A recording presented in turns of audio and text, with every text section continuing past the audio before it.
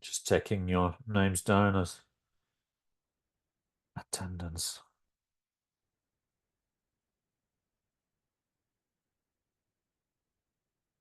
Now, as you know, there's no penalization for not attending sessions, and when we do actually record the session so that if you miss anything, you can watch it on the platform.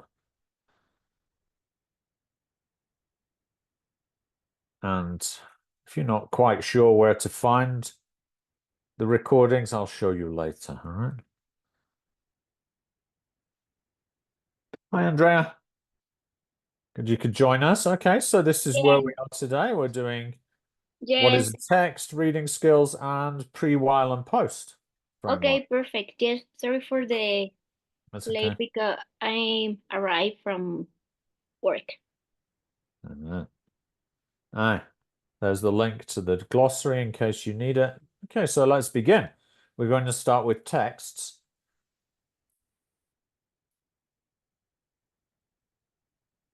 So have a look at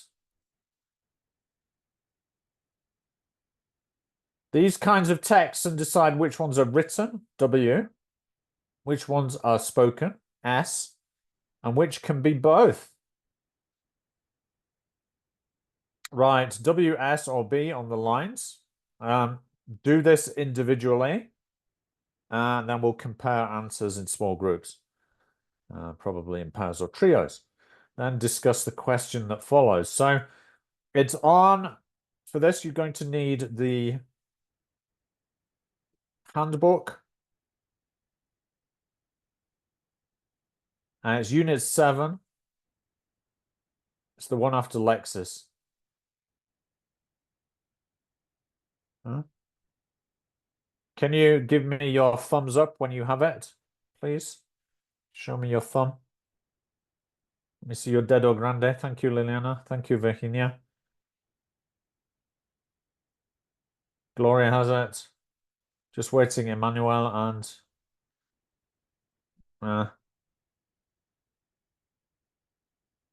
Emmanuel, do you have the handbook? Yes, you do. Okay. All right. So I'll give you a few minutes to answer this individually, and then we'll compare. So calendars, almost always written, aren't they? Yeah. These days they're on computers, but they're still very much graphical. Yeah. So if it's graphical, it's written. Right. So think about the others. I'll speak to you shortly.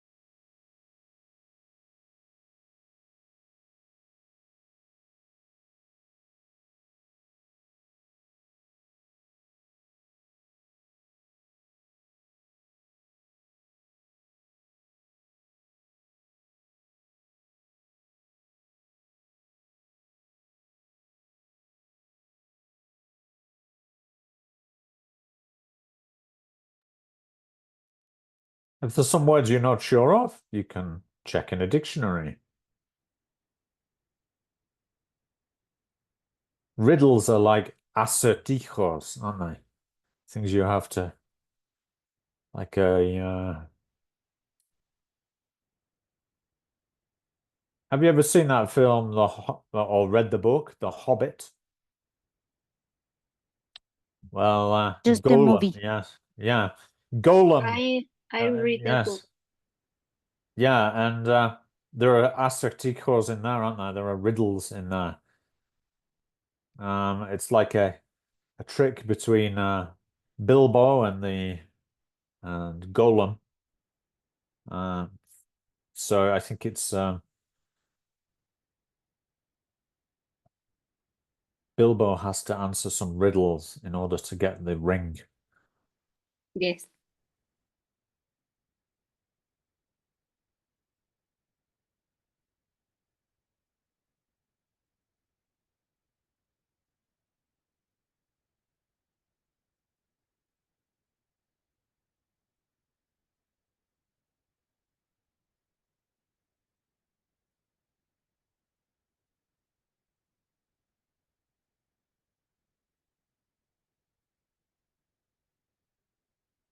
Notice that all of these are texts.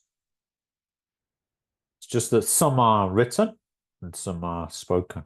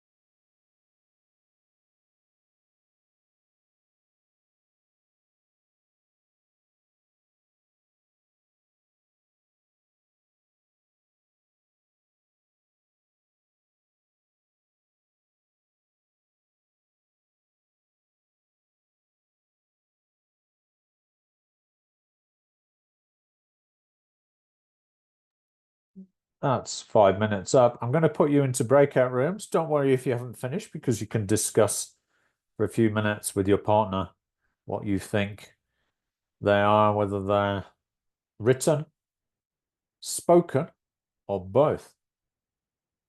Then try and answer the question, what do learners need to know to understand a text? Okay, let's do it.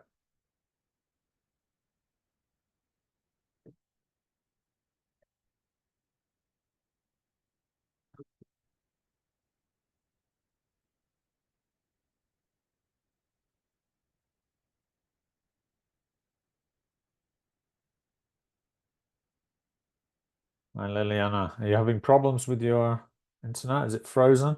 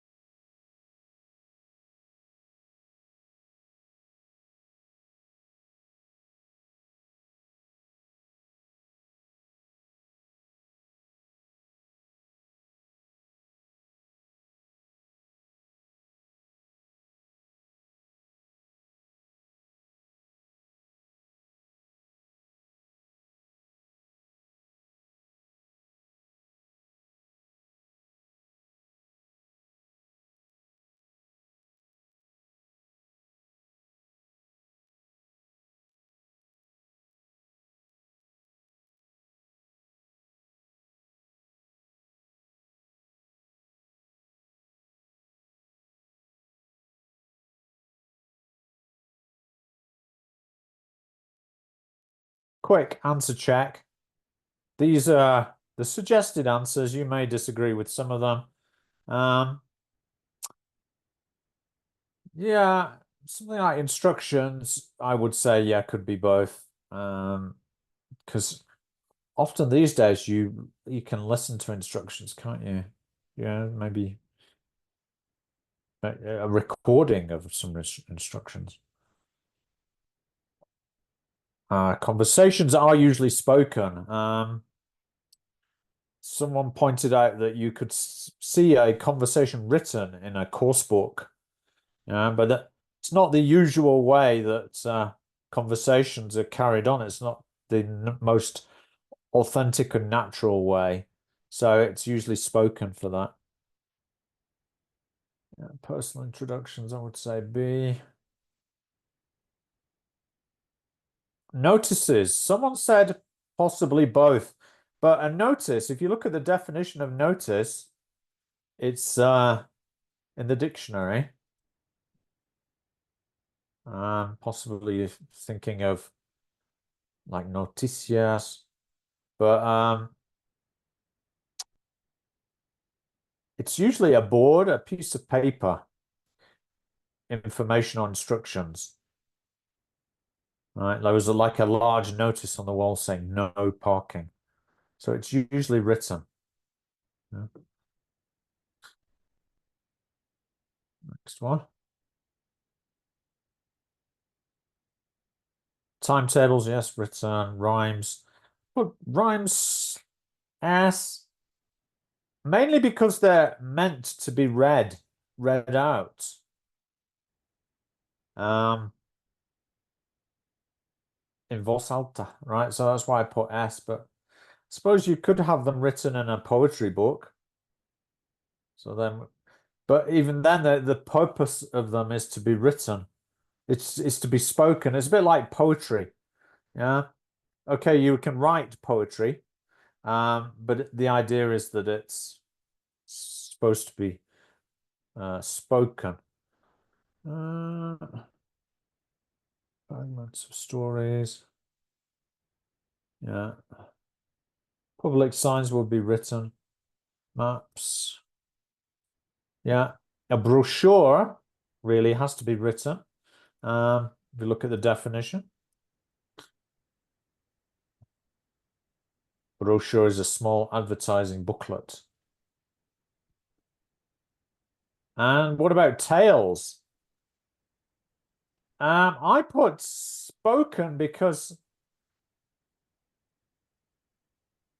tales are very old. They go back in time, usually before people started writing things, right? When they were passing stories or information to other people. And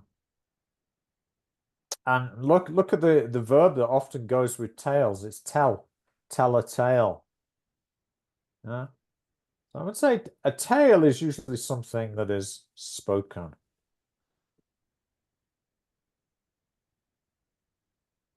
Okay, let's continue.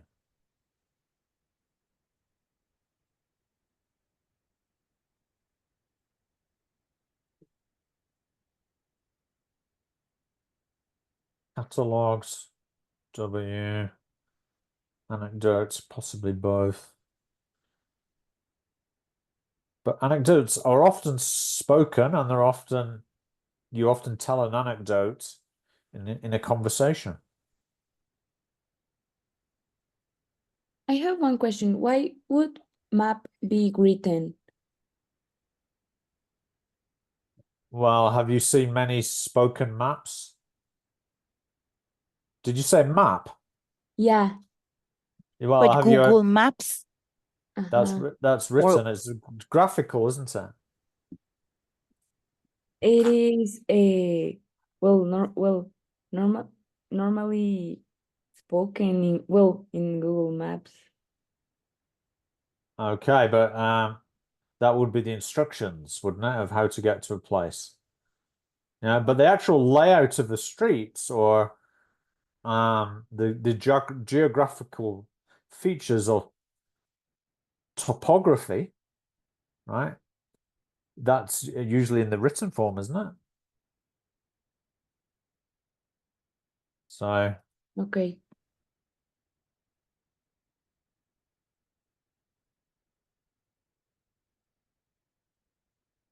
usually written. I don't see much audio on this map, but I suppose if you're following Waze, is that what you mean? Like if you're listening to Waze, listening to the instructions on Waze, yeah. There's not really a map though, is it? It's like that would be instructions on how to get to a Okay, place. I got Yeah. it. Thank you. Yeah. Okay.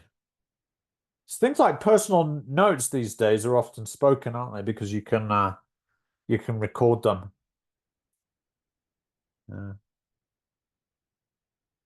Travel guides could be in the form of a podcast. Likewise, a horoscope could be in a podcast. Descriptions of photos, usually they go under the photo in a caption, so that's usually written. Okay.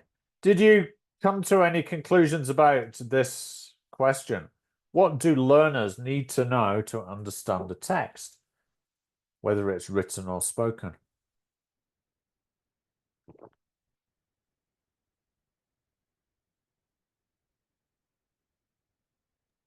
Well, Obvious ones, right? Yeah, we didn't have enough time to discuss about it, but I think learners need to understand vocabulary and the grammar tenses. Uh-huh. It's pretty important, isn't it? Yeah. Anything else?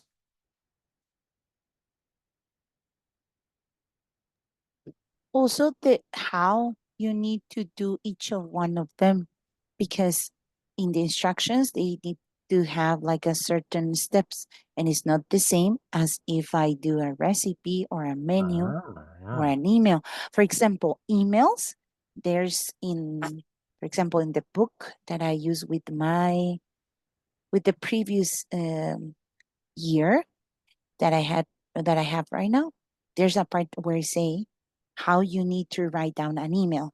Mhm. So yes, they need to know how to write each of one of them.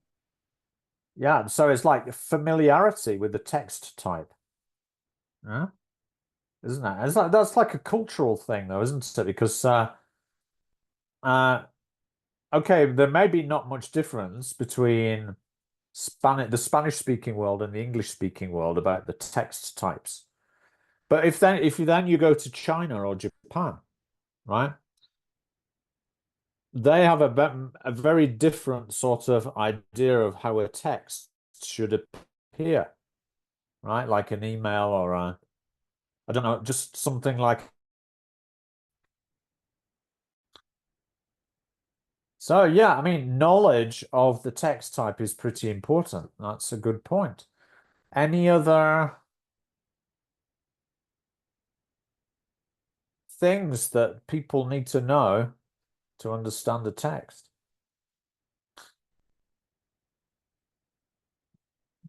Probably it's important to give them some context Uh-huh.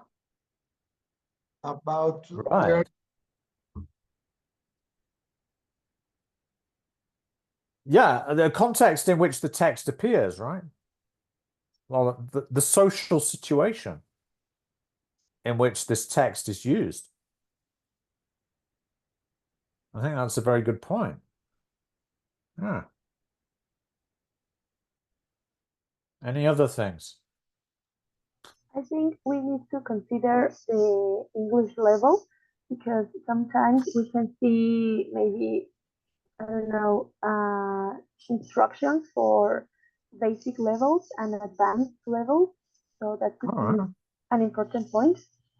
Doesn't that come back to what you were saying about the complexity of the language? So whether the grammar and the vocabulary is difficult? Oh, well, yeah, could be. Because, for example, if we are working with basic levels, obviously the vocabulary and the grammar tenses are basic, maybe verb to be or simple present. And if I'm working with advanced levels, I need, I don't know, passive voice or future perfect. So, yeah, could be. Right, exactly. Yeah. So sometimes the text conditions what type of grammar and vocabulary is going to appear in it, right? So Yes, because it won't be yeah, go the ahead. same. I'm sorry, because it won't be the same if I want to write down a formal letter for Mhm. a job or something like that, that an informal letter for a friend.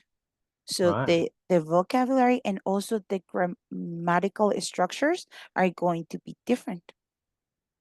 That's right. Yeah, and that's what we call part of the register of the text. Now,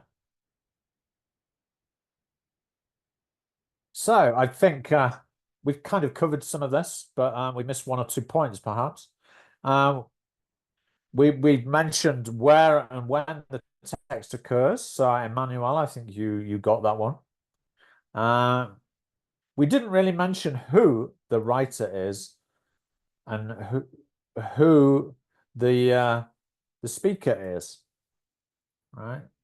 Because remember, text can be written or spoken. So we need to think who the writer or speaker is and who she's addressing, right? So, as you were saying, Maria, a formal letter probably assumes that the person you're writing to has some power, right, or influence on your life. So that's why you're writing formally to them, because you want them to maybe do something for you. Maybe address some complaint that you've had. Yeah. So in order for them to be persuaded to act, you need to write in a way that will make them feel respected, so that they feel that they need to do something for you, right? So we've got to think about the relationship between the writer speaker and the listener reader. So the second question, why is it important for the reader or listener to read, listen, or interact with the text? You know, I get lots of emails every day, but only a small proportion of them do I reply to. Why? Because most of them are just junk, aren't they? They're just spam. Yeah. So it's not important for me to interact with them. I just ignore most of them. Yeah. Because they're just not relevant to my life. No. Let's move on. I'd like you to look at these four texts. 1, 2, 3, 4 in the handout and discuss the questions in the box. All right, so here are the four texts. The first one, Andrea, what do you think that is? I think it's of a drugstore. Could it be a label? Okay, it could be label, yes. It's like it's not a food label, but it's a No, drug label, right? yes. Okay. Emmanuel, Some what do you think? some Yes. medicine. Yeah, a label for some medicine, right? Emmanuel, what do you think about this number 2? You've reached Carol Hardy's extension. An answering machine. It's answering machine, yes. Gloria, what do you think number 3 is?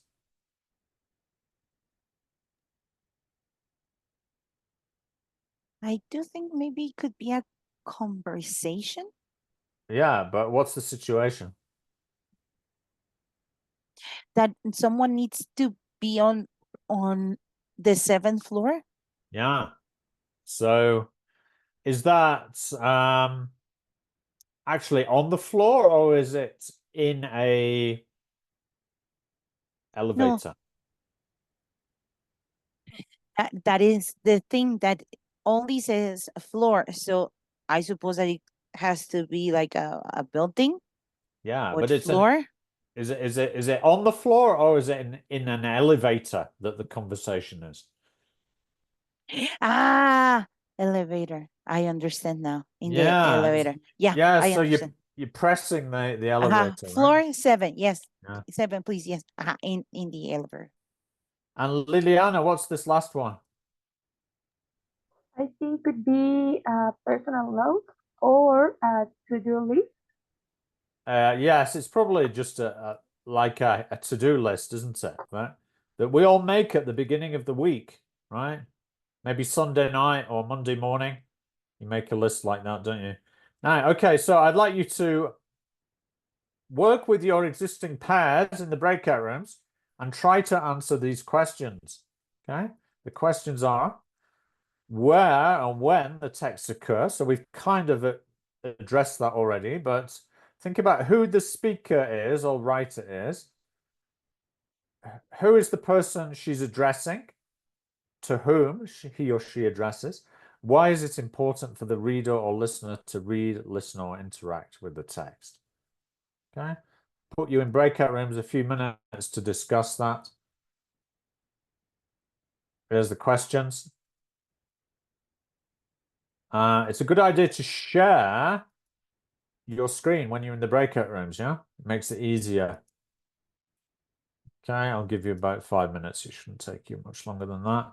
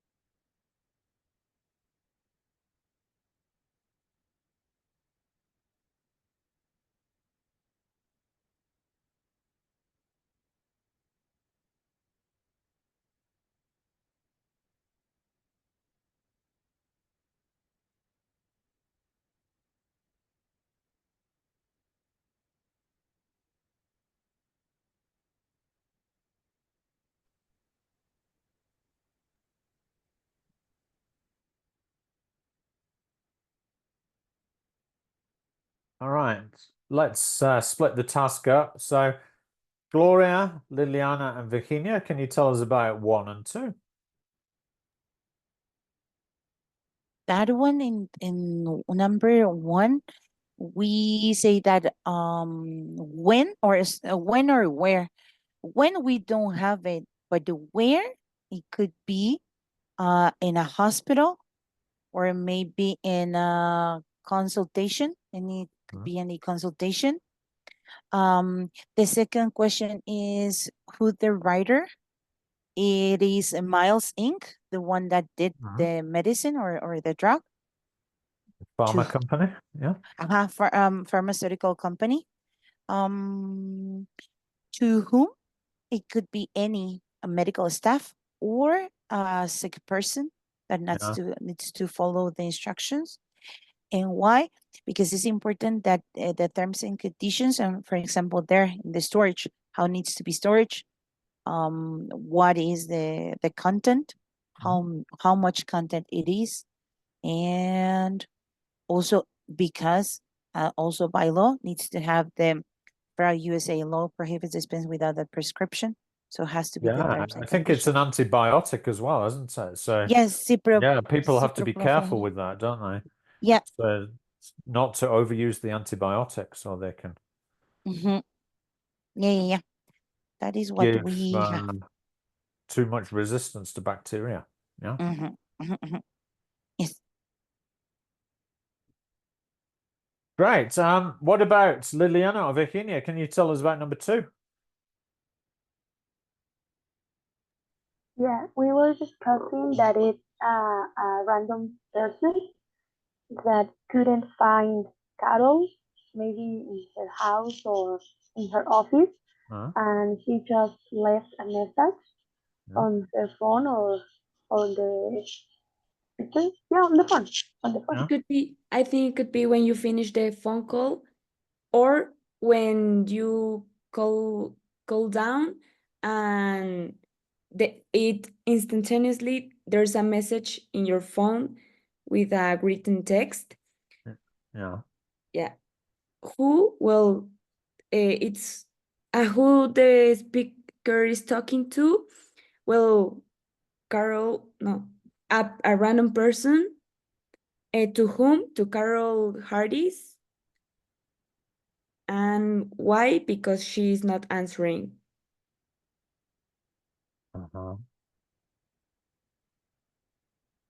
So why would it be important to why might it be important to leave a message? Because you can contact the person that you're trying. Maybe it's so important or an emergency, and you Could be emergency, couldn't it? Yeah, yeah, exactly. and you don't have the time to call 2,000 times or I don't know, Right. and just leave a message, and yeah, when the other person has time, they will answer. If not, Great. Now, quite right. Now on to Andrea and Emmanuel. Can you tell us about number 3 and 4? Yes. Maybe. It's okay. I start number 3, Emmanuel. It's okay for you. Okay, so for number 3, like Gloria says that it's in an elevator. Who it's a casual conversation of any person that it's on that place. Why? Because it's important, because maybe you may, if you don't know the building, you may be confused and you arrive late at the floor you are going to. Exactly. How about the list? Okay, that list, a man or a woman wrote the list. It is a to-do list. That person wrote the list the previous day where they have to do all of these activities. So it is very important for that person to get done everything. And to whom that person wrote, it is for themselves. And why? Well, It could be for the partner though, couldn't it? It could be for the stay-at-home, the wife writing the list to the stay-at-home husband, reminding him to pick up the kids. okay, probably. Yeah. Okay. We didn't talk about that. Yeah. Okay, yeah. For somebody else, right? Yeah. So it's not necessarily for oneself, it could be for someone else. Yeah. Okay. With one's close partner, you can use direct language like this, can't you? Like orders. I often get orders like this from my wife. Okay. Okay. Yeah. And why is it important for the reader to interact with this?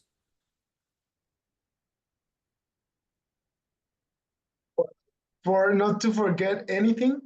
Yeah. Yeah, you could get your electricity cut off by the say FAA, right? Or the kids could remain at school. And then you get a call from Groceries. and then you get a call from the teacher saying, "Come and pick your kids up." Oh, yes. Okay. Yeah. That's why it's so important. Yeah, buy groceries. Yeah, like cat food. You don't feed the cat, then the cat gets restless. Huh? So yeah, it's pretty important, isn't it? Even you know, simple text like this has important ramifications, doesn't it? Yeah. So now let's have a look at some of the difference between written and spoken language. It says look at the characteristics of written and spoken text and write the W if you think it's written, or S if you think it's spoken next to each statement. So this is on our same handout. It's on the next same page as the these little texts.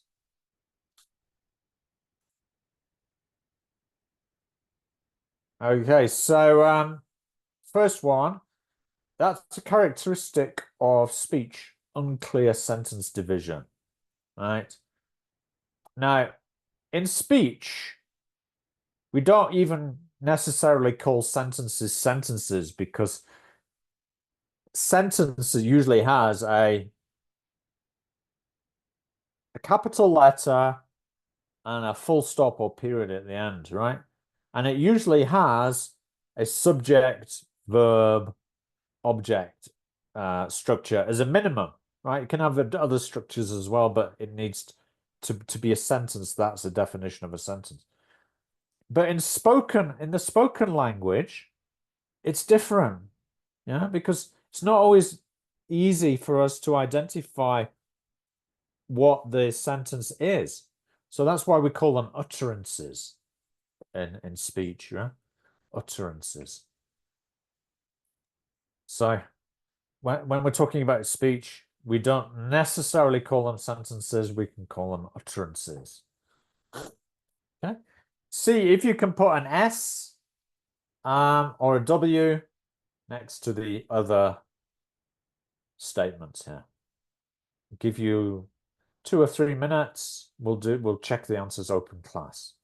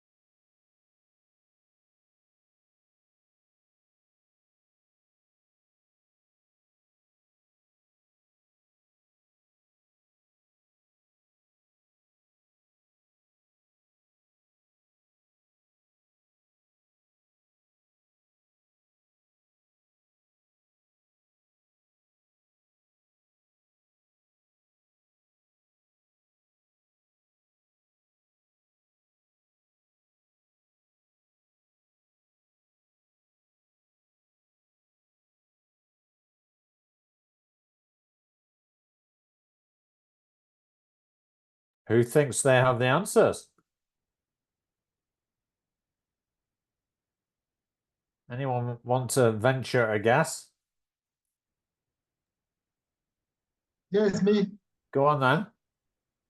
Okay, number 2, that will be written, clear sentence division. Uh-huh. Number 3, spoken, visual conventions, placement of words on a page, pictures, etc. The number 3 would be spoken? Yes. No. No? No. But you're right with number 2 that's written, yeah? So number 2 is written, number 3 is spoken. Okay, spoken. Number 4, spoken. No, That's right. Yes, no visual conventions. Yeah. Number 5, written. Yes. Yeah, because we got time to plan when we're writing, we can put more thought into the vocabulary and the grammar that we're going to use. So yeah. Number 6. Spoken. Yeah, yeah. Generally, when we're speaking, we tend to, reuse the same vocabulary. 7, written. 7, yes. Yeah, it has to be more explicit because there are no outside references. Yeah. 8, spoken. Yes. 9, spoken. Relatively instructive. Yes, that's correct. Number 10, written. Clear internal structure. Yes, it does. It needs to be logical and coherent, doesn't it? If it's written. Yeah. One question. Which one was number 3? Written or both? Visual Number well, it says placement of words on a page or pictures. So what does that say to you? Spoken? Well, do you have words on a page when it's spoken? Do you have pictures? Oh, written. Written, yeah. All right. Okay, yeah. So just to confirm the answers here. So written is clear sentence division. You've got visual conventions. Whether it's placement of words on a page, there's pictures, there's usually headlines as well if it's an article. It's lexically complex and varied, reflecting the planning that's often gone into it. It's grammatically more explicit. It requires a clear internal structure. Because the reader could be reading it 10 years in the future, so they need to be able to follow the ideas without reference to the immediate context. Whereas spoken language is characterized with unclear sentence division, no visual conventions. Sometimes there's no visuals at all if you're speaking, I don't know, on the telephone. However, it's a bit different if you're speaking face to face with someone, right? Because then there may be some visuals like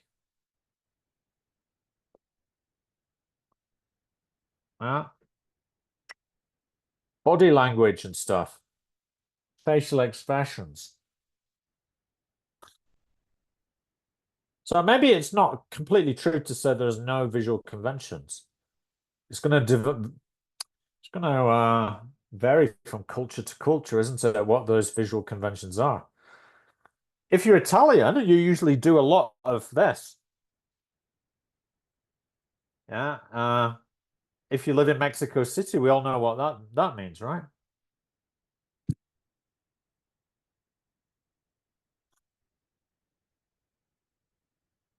But that's part of speech. Yeah. We rely on gestures. it's lexically simpler and we can resort to outside references. Grammatically, it's less explicit. Yeah. Sometimes we simplify the grammar. We use things like ellipsis, which means we omit grammatical words like pronouns or whatever. It's relatively unstructured with lots of repetition and rephrasing. Okay, good. Now, texts and skills. How can teachers exploit written and oral texts in the classroom to develop the 4 skills of, what are the 4 skills? Listening, speaking, writing, and reading. Yes, listening, speaking, reading, and writing. So, now, think about particularly teenage and adult learners. Yeah, because there's going to be a young learners extension, but we're not really thinking about young learners on this part of the IHC TKT. It's more about teenagers and adults. So how do we use texts to develop the skills of reading, writing, speaking, and listening? Okay. Write your notes in the boxes. What is the relationship between reading and listening and writing and speaking? Okay, so that requires you to maybe make some notes in the little cajitas on the page. There's not much room for the notes, but can you even write on there? It doesn't even let us write. That's not very good, is it? Huh. Anyway, maybe you could just write above and below the boxes, yeah? Unless you've got a printed version of this booklet.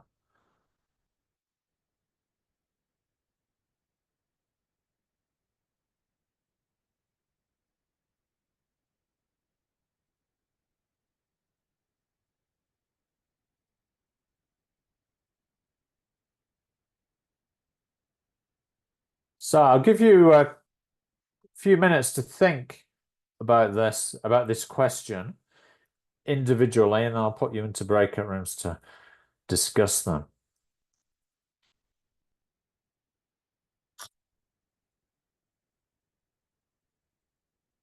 If you're an existing teacher, this might be easier for you.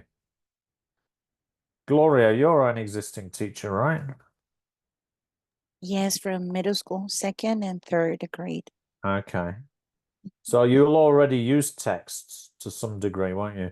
Yeah, because I teach intermediate and advanced. So yes, I do see reading, listening, and writing and speaking. So Okay. mhm. So think about how you Mhm. use different texts to develop these different skills. Okay. Okay. Okay. Are there any other teachers here? Andrea. Okay, great. Yes. What level do you teach? At secondary, but at that school they divide for levels, so I teach A2. A2, okay. So you already use reading, listening, speaking Yes. activities to some degree, don't you? Yes. Okay. Are there any other teachers here that are actually practicing at the moment? Me, but I am a kindergarten teacher. Okay. I don't practice the 4 skills yet. Yeah, because the students won't have the ability to read, right? No, they are 3 years old. Yeah. Yeah, me too. Preschool. Okay. Kindergarten. But will you use listening texts at all? Do you use any listenings, any audio? Oh yes, of course. Well, when I read a text or a fairy tale, obviously I use my text, or I project a story like a video or their stories, Okay, so they good. can see the letters, and the narrator is telling us the story. So yeah, it's like Okay, good. video, but Thank it's a you. story. Emmanuel, you're not currently a teacher, right? Yes, I am. You are. Yes. Yes, I'm teaching basic level at university students. Ah, okay. So you will be using some sorts of texts, right? Yes. Okay, well, that's good because sometimes it can be difficult for people to answer this unless they actually have some teaching experience. So I'm going to put you into breakout rooms and I'd like you to share your ideas, please. I'll shuffle you up a little bit. I think I'll recreate.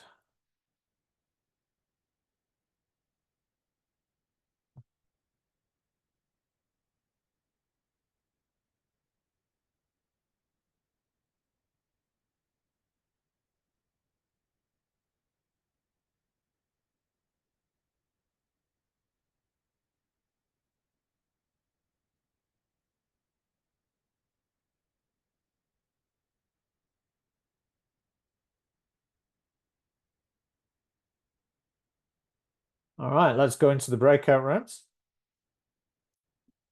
See what you compare your answers.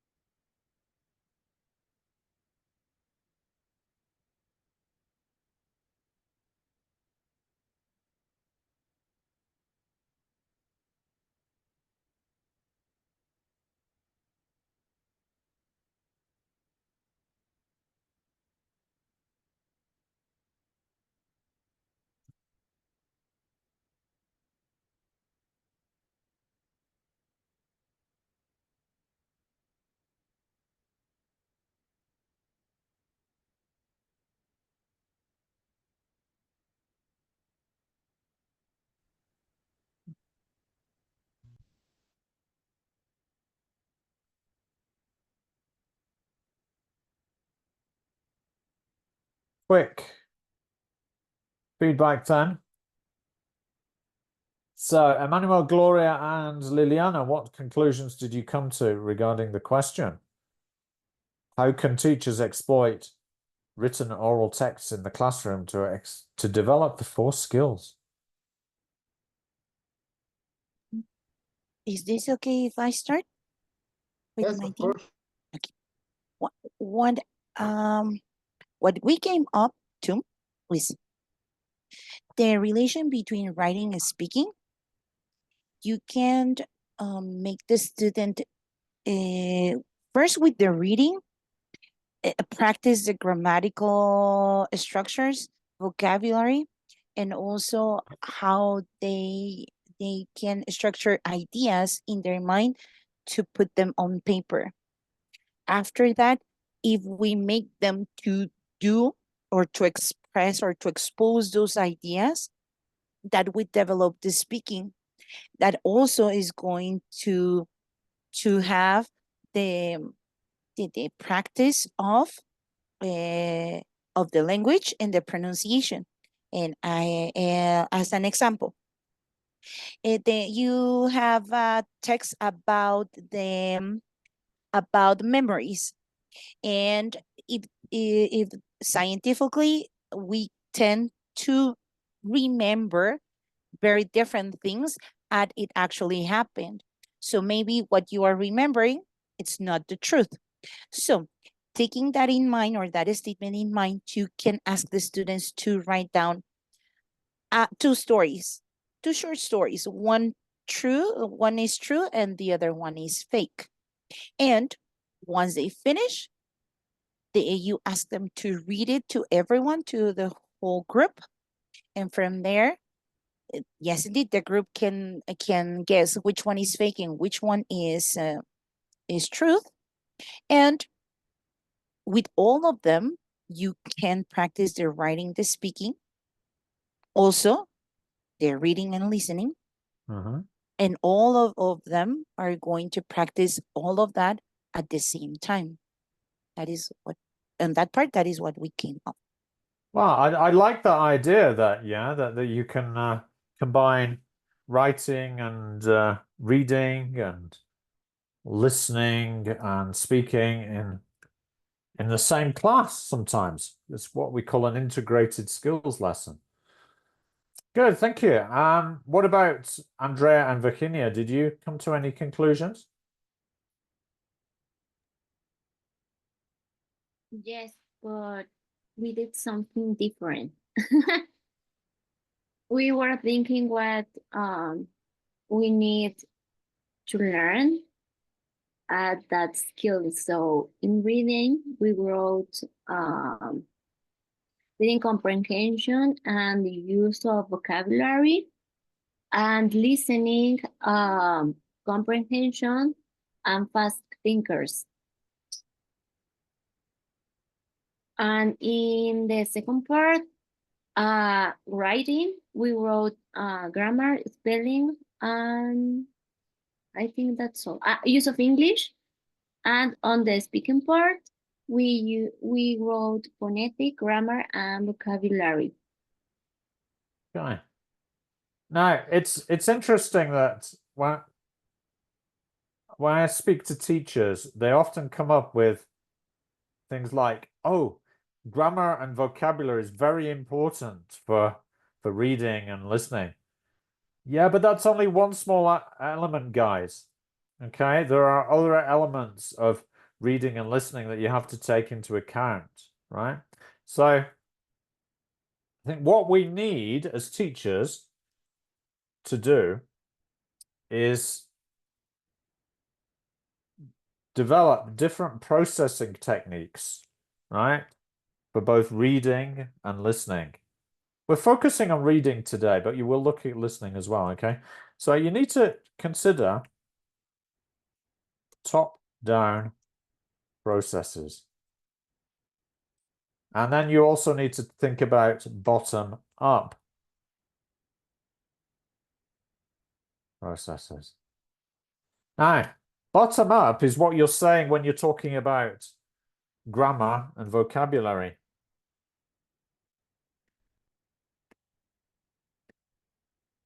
right? Of course, you need to have a certain amount of grammar and vocabulary to process a text, right? But we also need to get students to develop the top-down processes. So we're talking about activating schemata.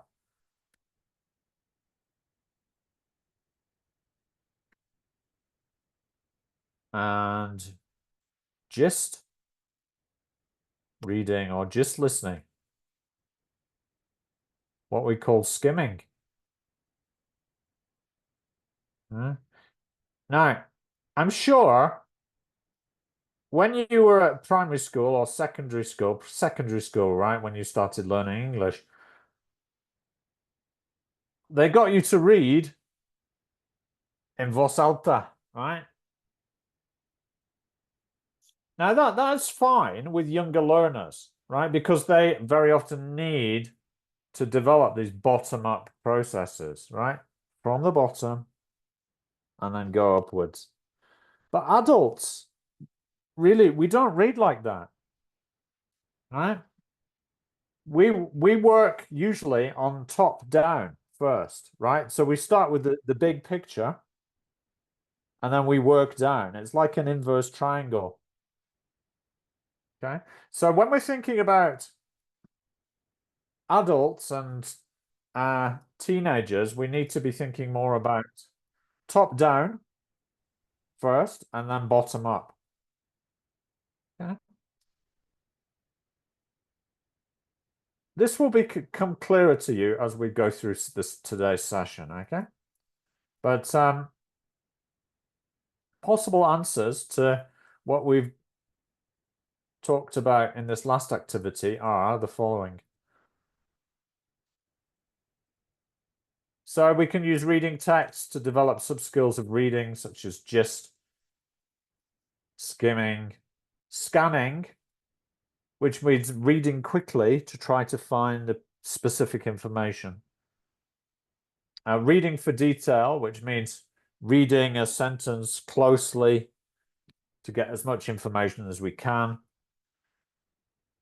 Intensive reading, which means focusing on the language contained in the text.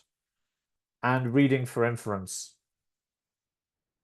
like inferring the author's, what you think the author's political stance is, for example. That could be reading for inference. Okay.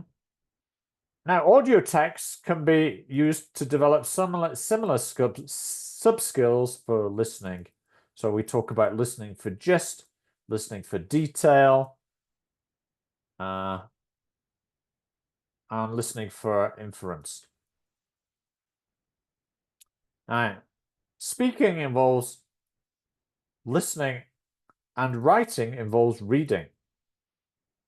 So this implies we can use oral and written texts as models for the kinds of writing or speaking we want our students to produce, such as emails or conversations. We can get students to analyze and replicate their structure. Now, sometimes we can also use short texts in a grammar or vocabulary lesson, right? As a way of giving context to the language. And then we can get the students to focus on the language intensively in the text and then clarify some of the meaning, the form, and the pronunciation of the language contained in it. So, say you have a lesson on the present perfect versus the past simple. You can give a short text about someone talking about their experiences, and you can get the students to maybe underline examples of the present perfect and the past simple, and then you can clarify how we use, what is the rule of use for the present perfect versus the past simple. Work on the form and some of the pronunciation. All right. So texts have a lot of uses, don't they, in our classrooms? right. Let's move on to reading sub-skills before we've got another half an hour before we can go for break. So,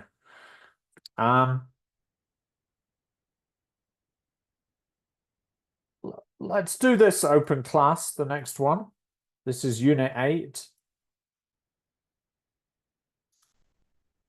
It's page 40.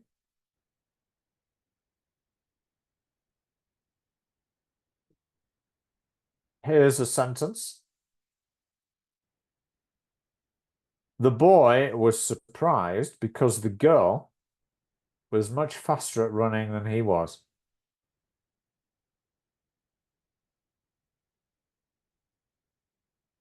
So, question. Why was the boy surprised? And what do you need to understand this question, this sentence fully?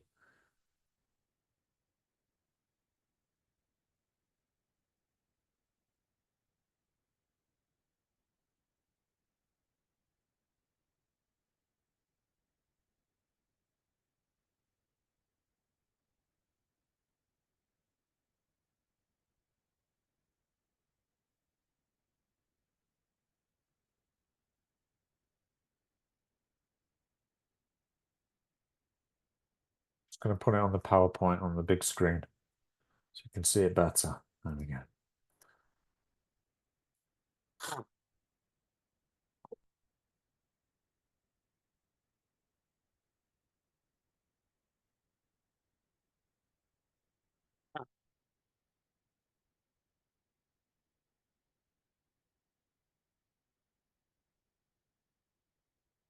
Any suggestions? Why was the boy surprised?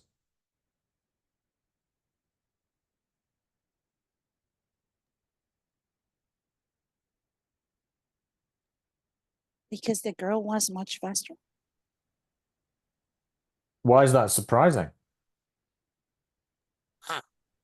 Because maybe he used to be the man who run faster. Uh-huh. Why? It's competitive.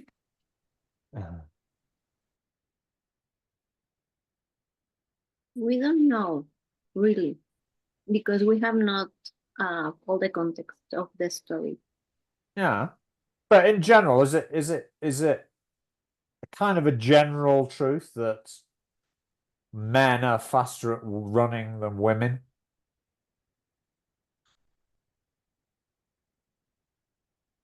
I hate to be, I'm not deliberately being sexist here. It's just, I mean, if you consider the Olympics, right? The reason why some people object to trans women participating in women's Olympics is it because it gives them an unfair advantage, right? Because they have the male physique. Okay. The fact is that statistically men do run faster than women. Yeah. So what does that say about our existing knowledge of the world? That is a context that we don't have in the sentence. However, we have it in our knowledge. Yeah. That is a general truth. Yeah. Like or kinda a general truth. Yeah. It's called schematic knowledge, isn't it? It's our schema.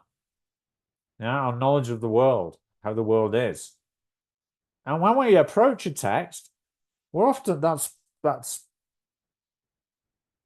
you know, what the writer is appealing to us here is saying, well, I know that you know that most men run faster than women.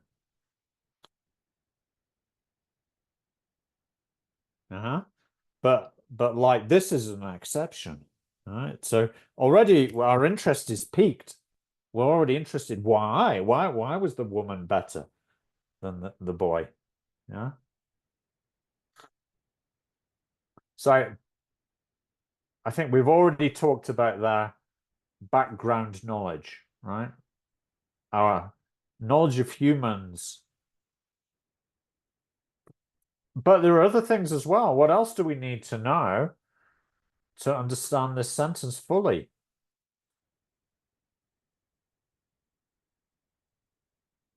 It's not just background knowledge, is it? No, it's also the tenses, past simple and past continuous. Right. Also the comparative. Yes. Yeah, because a Mexican student who doesn't know any English would still have background knowledge, but they still wouldn't be able to understand this sentence because of the grammar and the vocabulary, right? Okay, the vocabulary is kind of easy. But what about the grammar? It's kind of complicated, isn't it? Yeah, that is a mix. No, just one second. It's no, it's not a mix. It's a complex sentence that you need to know Yeah. when you are a B2 and for the PET exam, you need to use them. Yeah. Yeah, because I mean, you've got two clauses, haven't you? The boy was surprised. And then you've got a conjunction, because, and then another clause, the girl was much faster at running than he was. And normally with complex sentences, the clauses normally they have two different tenses. Right. Yeah. But here you've got a comparative, right? Much faster at running than he was. So you've got to know about how the comparatives work in English, right? So it's kind of difficult, that one, isn't it? But we should also consider the letters, right? The alphabet, right? Because a Korean without any knowledge of the Roman alphabet would not be able to read that either.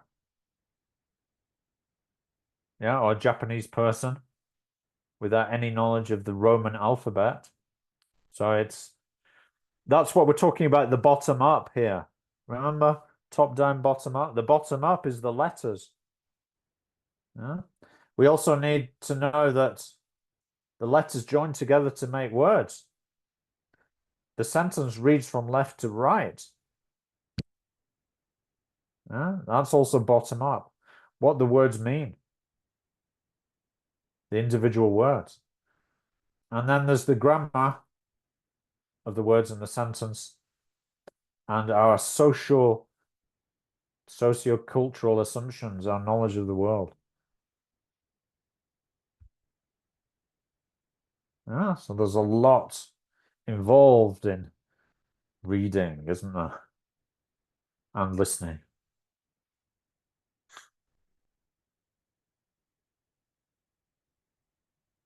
That makes sense? And the top down will be the sentence altogether, the whole sentence. The sentence, yeah, the holistic part of it is the sociocultural assumptions. But will that be the top down? Well, well, yes, before we can really understand this sentence, we need to understand the context that men are usually faster than women at running. And that's what we call the top down, yeah. What the sociocultural assumptions, the schematic knowledge of the world. Thank you.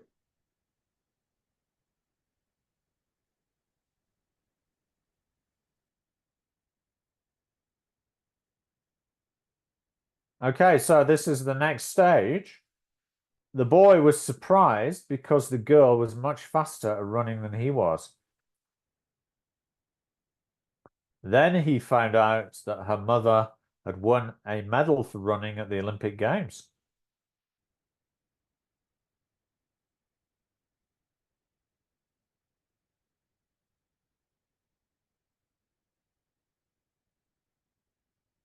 So that kind of explains why she was much faster at running. Maybe she'd been trained by her mother. Maybe she's got some of those physical characteristics of her mother, inherited genetically, or whatever.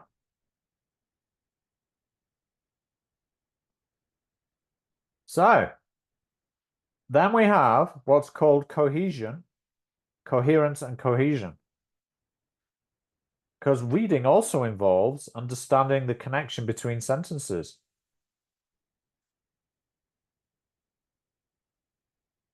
The second sentence gives us a possible reason why the girl was so good at running.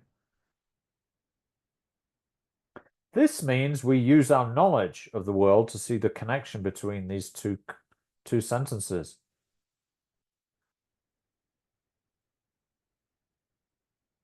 Okay, so there's a logical connection, isn't there?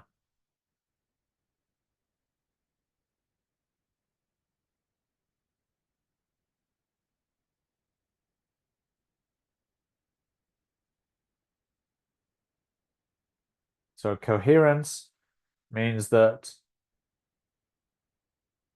ideas are connected in a logical way. But there's also cohesion. These are the grammatical links between the sentences, which also help us to see the connection between them. So you can see I've highlighted the pronouns. What does he refer to? The boy. Yeah. Her? What does that refer to? The Is girl. it the mother or the girl? The girl. The girl. Yeah.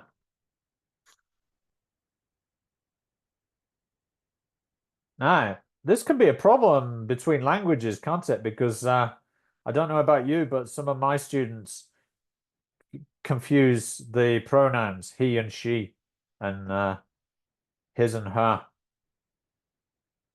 Yeah. Well, usually the what do you call it? The possessive pronouns they confuse. They might say his mother. Why? Because in Spanish it's su, isn't it? Su mamá. Right? So to be an effective reader, you need to be able to identify the references in the text. Yeah. What is the pronoun referring to? And in English, you need to know that there's a difference between the pronouns. Now, in the reader's first language, that might not be the case. So they could get confused.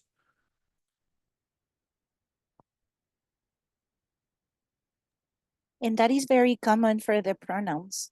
Yeah. For her, him, himself, herself, or myself. Yeah. It is very confusing for the students Yeah. to make them understand what is a reflexive pronoun, a possessive pronoun, Yes. and a simple pronoun. Yeah. And their uses, they always get confused. And I notice, and it's normal, happens to us when we start learning. For example, it's very, very normal that we Yeah. confuse his and her. Yeah. So we tend to mix them up, and that is very confusing. Yeah. Even though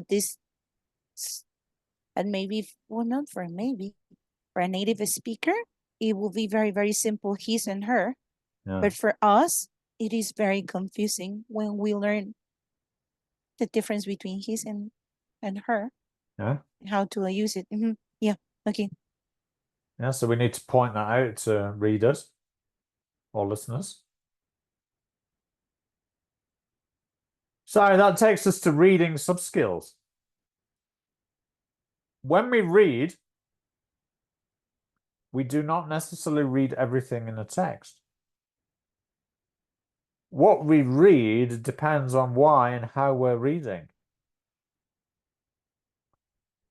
Okay, and it's important to get across to students that they need to get away from this idea that they read everything in the text, right? And this is part of the problem with, in my view, with this reading aloud that we sometimes do. Vamos a leer en voz alta este texto, right? But because that reinforces the view that they need to read everything, but it doesn't, right? It's just not efficient for adult learners to be reading every word in the text. Yeah.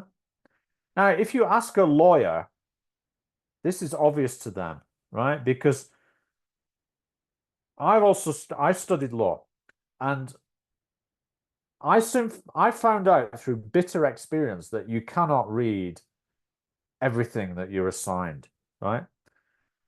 You have to read with a purpose in mind, right? And this is what we need to get across to our students. Read purposefully, right? Give yourself a reason for reading or listening. And that's what, as teachers, we need to assign in the class is reasons for reading or listening. So we need to give a why and how. And we read different text types and we read for different reasons.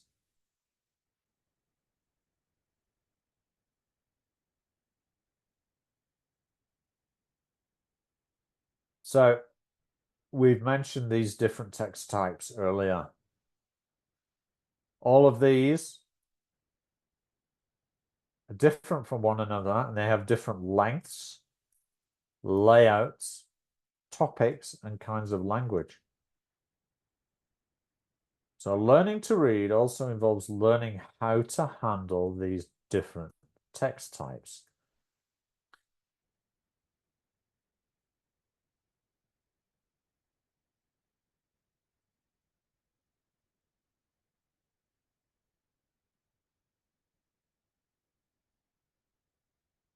So for example, reading a dictionary is going to be very different from how you read a novel, right? Here I've got a novel I'm reading for pleasure, right? Well, I read a few pages every night before I go to bed to help me to get to sleep. Yeah. But it's obviously very different to how I would read a dictionary entry. Or even how I would read a postcard from a friend who's traveling in the United States and he sends me a postcard from, I don't know, Seattle, about how beautiful it is there. Rainy but beautiful. Aye. I'd like you to match the type of reading subskill to its definition. And this is on our, oops, giving that away. On our handout or handbook.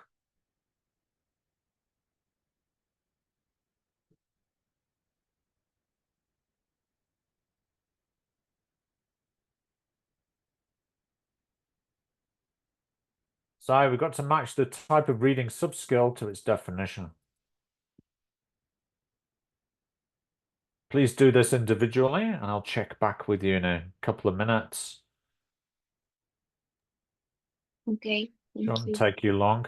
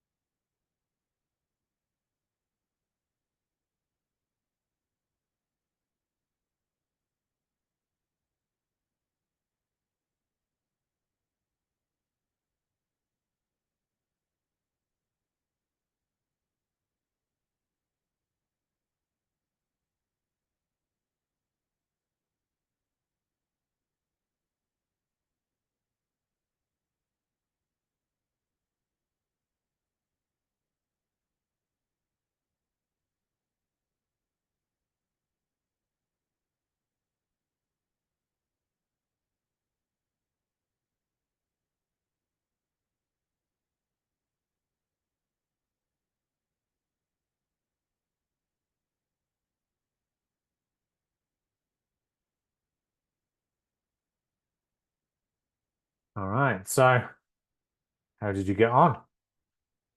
Who can tell us what scanning is? I'm sorry, but I just Googled it because I didn't get the difference between scanning and scamming. Skimming. Sorry, scanning and skimming. Can you tell us what the difference is there, Gloria? Scanning says Google, that is exploring, and skimming. Yes, because I say scamming, right? Skimming is like just passing the pages. It's moving. Skimming is moving your eyes quickly over the text to get a general idea of what it's about.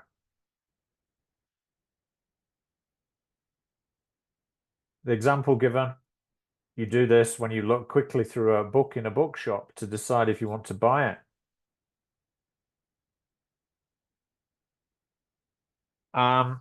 Sometimes we do this with newspapers, even online. What we do is rather than read the whole article, we just look at the headlines or even just the first paragraph to get an idea of what it's about.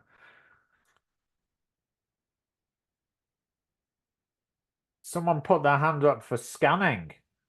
Who did someone have that? What's scanning? I think if when you do this, we don't read the whole text. We hurry over most of it until we find information we are interested in. Example, when we look for a number in a telephone directory. Exactly, yeah. So we might be looking at, I don't know, maybe we're interested in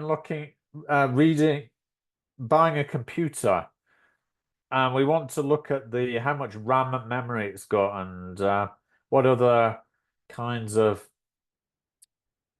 features it has. So then we might read a review and an online review, and we read through quickly looking for, those details and maybe the price. Yeah. So you can see that both skimming and scanning, there's a definite purpose for the reading, isn't there? Yeah.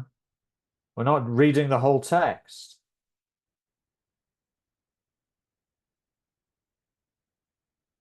We're not reading every word. All right. Now on to reading for detail. Who has that? Any ideas? The number 3, I think Yeah. is the first one. If you read a letter or email for someone you Yeah. love, who you haven't heard from a long time, you probably read like this, getting the meaning out of every word. Yes, you're reading very closely to the ideas contained in it, aren't we? Yeah. Like whole sentences, whole paragraphs, trying to get as much meaning from it as possible. How about extensive?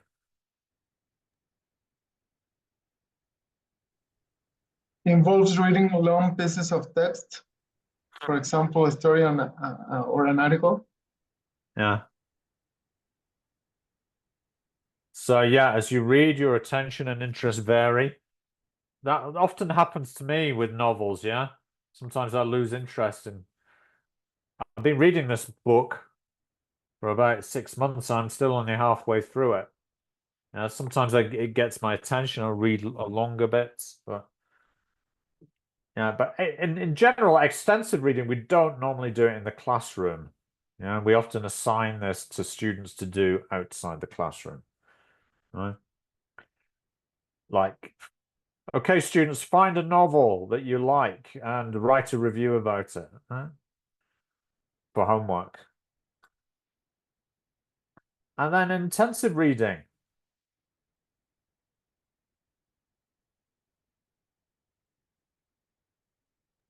Sometimes, especially in language classrooms, we use texts to examine a language. For example, we can ask learners to look for all the word in a text related to a particular topic or work out the grammar of a particular sentence.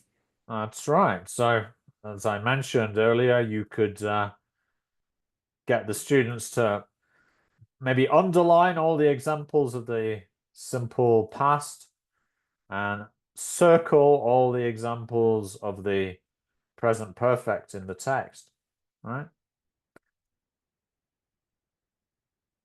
That's before you get the students to focus on the language in the text. So that you could clarify the rules of use of the present perfect, how it's formed. What is the pronunciation like?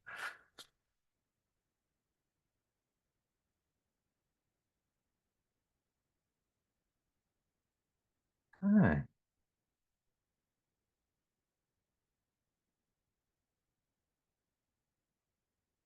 Now, I think we should take our break now because what's coming up is a demonstration. Okay, and we've already been at it for nearly 2 hours. So I think it's okay if we take 20 minutes is enough. Okay. Okay, so let's Yeah. come back at about 6:21. Yes, I think it's good. now's a fine time to take a break. 6:21 return, and we'll have a demonstration when we come back, and we'll do some other activities. See you Okay. later. Thank you. See you.